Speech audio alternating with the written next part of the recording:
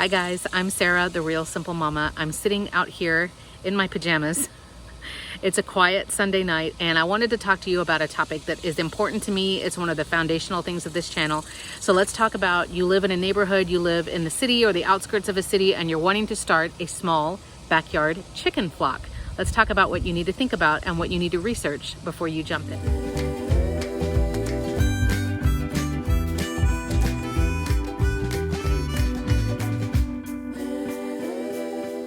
Okay, so let's set the scene.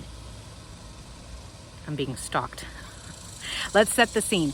You live in a typical neighborhood. You've got a fence, you've got neighbors, right? You may have an HOA, but you want to get chickens. Let's talk about a couple of things you need to look up. Excuse me, I'm talking. Let's talk about a couple of things that you need to look up so you don't get in trouble. And that way you kind of know what your options are and you've sort of built some bridges for people to help you out in your community.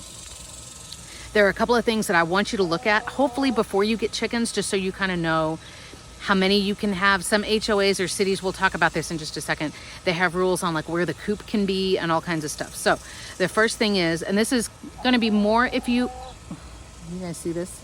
What am I dealing with here? Oh, she's hiding. So the first thing is, and this is more for, I would think, if you live in the United States, you need to check out the city laws. Yes, I know it may seem kind of stupid, like why are you telling me if I can or cannot have chickens? Just look. The problem is in the United States, for example, in a lot of the states, if you have animals you're not supposed to have, let's say you have too many chickens or you have chickens when you're not supposed to have any at all, they can end up fining you like hundreds of dollars and they can come and confiscate all of your animals, which, believe me, you don't want that. Well, probably not. So you want to look at first the city laws. Now you can contact like animal control or animal services, I think is what they call it. I'm in San Antonio, Texas, by the way. So you can contact them. A lot of times the people you're going to talk to on the phone, they're not going to be able to recite all of the laws and the relevant things like that. So you can definitely look at your city laws or your state laws or your county laws. Go there first.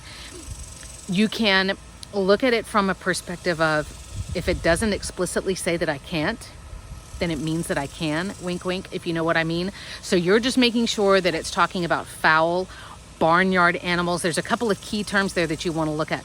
And barnyard animals, it can mean like you can't have goats in your yard, dude. Like, come on. It just kind of depends. But you want to look for the words fowl and barnyard, because that will start to tell you specifics. And of course, I mean, if you're like me and you're here because you love animals and you want to have more pets, you're not the kind of person who's going to leave your dog chained outside when it's over 100 degrees. But I digress.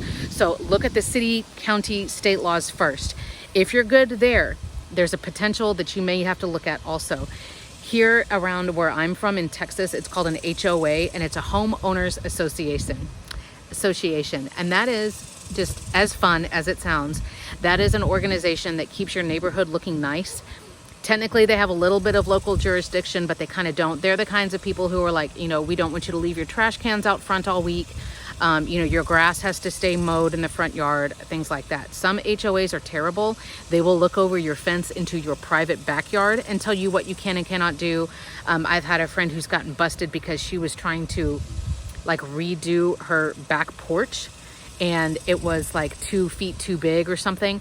So if you pay into an HOA, you want to look into that. If you're like, I have no idea what that is, go back and look. If you own your home, go back and look, like, you know, at the title paperwork, like when you bought the house, and see. Or of course you can always Google like the name of your subdivision, the zip code if you're in the US, and you can kind of start to figure out if there is an HOA. You need to be careful. HOA will never be more important than like the city, county, state laws. That's why I had you look those up first. But the problem with an HOA is you need to look at what can they do to you if they have a law against chickens and you break it. So you need to be careful of that. The last thing that I would recommend, actually there's two things. The two things that I would recommend sometimes, and I'll use San Antonio, this is, what are we in? Fall of 2023, in autumn of 2023. The city of San Antonio basically says if your HOA doesn't say no, then it's a yes, but you have a limit on how many chickens you can have, you have a limit on how many roosters you can have, and your chicken coop has to be a certain amount of distance from the neighbors' houses. It makes perfect sense. But I couldn't have looked and said, oh, chickens are allowed, and then put my coop right next to out my fence, like right by my neighbor's house. So sometimes it's a yes, but I'm switching hands here. Hold on. Sometimes it's a yes, but you have to look into those other things. So for example, In San Antonio right now, I'm allowed to have 8 chickens. I can have 8 hens, or I could have 7 hens and 1 rooster. That would be it. I am allowed to have a rooster in the city. I've decided not to because I don't want my neighbors calling and complaining and trying to get my animals removed. Yes, technically the law is on my side, but I don't want anybody to give me any, So I could have up to 1 rooster plus 7 more. Now that means, for example, if somebody was to call and say, I think Sarah has more than 8 chickens, I don't know, she's destroying the economy, come and check her out. And they come and they look over my fence, which seems completely creepy, but they can do it. And if they were to count, and let's say I had 9 chickens, they can find me and confiscate all of them because now I'm breaking the law. So yes, it seems kind of dumb, but I would rather have and then if you break the law, you're breaking the law. And if not, then you can be like, oh crap, I can only have 5, or I can only have whatever. I'm also going to be doing a video here in August of 2023 talking about some considerations like the good and the bad of having a small backyard flock. While I live here in this house, which I'll be here in this house for a couple more years, while I'm here, I know I'm limited to 8. My dream of having the chicken chick, her set up. Oh, sorry, hold on, we have Fast and the Furious again. That's another thing that the HOA has been complaining about, and those people, if they get caught, they're gonna get tickets. Anyway, now I sound like an old woman. Those whippersnappers and they're, I don't know, whatever, hot rods. So make sure that you were just aware. Maybe you end up having to have a backyard flock like I do. And like I said, in August of 2023, I'll do a video that's specifically for, here are the good things and the bad things about having a little flock, but that way at least you know. I don't want you to go through all of this and the time and the money, and you have your heartstrings pulled over these chickens and then they get taken away. Here's my last tip, and this is just a little bonus. If you live in a typical neighborhood, your neighbors are going to figure out that you have chickens. Now, you can be in a situation like I am where I've had to clap back and recite the law because haha, I know more than you. I'm allowed to have them and I can prove it. But at the same time, it would be better.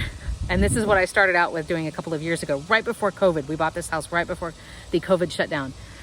Make friends with your neighbors, or at least let them know what's going on. That way, best case scenario, you're creating an alliance where maybe you can teach somebody, so they can end up being an advocate about chickens too. Wow, I thought they'd really stink and they'd be really loud, but they're awesome and now I get free eggs, right? Best case scenario, you can end up having an advocate and you can spread the love of yes, backyard chickens have so many advantages and so many benefits. Worst case scenario, at least you keep from having, I don't want to say a power struggle, but that kind of is what it turned out with one of my neighbors, who ironically is the person who leaves a barking dog outside 24/7, including freezing weather and over 100 degrees. I've called animal control on them. But anyway, if you can, just let your neighbors know what's going on. Yes, we're setting up a chicken coop. Yes, we're getting backyard chickens. Yes, I'm allowed to have them. So don't start calling the police like it's some crazy emergency. But if you'd like to learn more about it, I'm happy to let you come over. You can check them out. If you want fresh eggs, and y'all know the prices have been skyrocketing on those, I can give you a discount, but it's up to you. I suggest you telling your neighbors what's going on and trying to create a good relationship with them over that.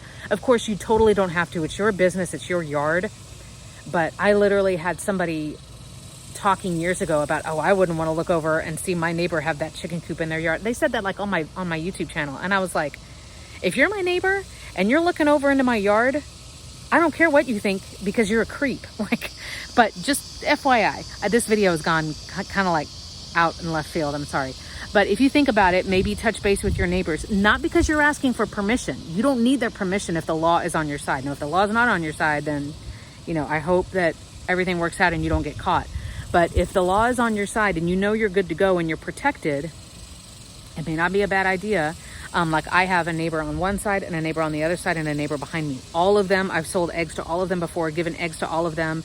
They ask questions. For the most part, it's been a really good experience, but that's because I kind of let them know what's up. So that's been a lot of talking to let you know the things that you need to do before you're getting a backyard flock if you live in the city. Certainly, if you have questions that you think I can answer, remember, I'm not a vet and I'm not I kind of am a city official, but not a good one. You can always put comments down here below, or you can see my email address in the video description. Again, if it's appropriate, relevant chicken content, I'm starting a new job tomorrow. You can see the life update video. But I hope that this has helped you before you get chickens, or if you've got them, just kind of helping you know where your rights are, what your bird limit may be, if you have to put your coop in a certain place, all kinds of stuff like that. So For all of you new chicken tenders, welcome to the insanity of having backyard chickens, and thanks so much for watching.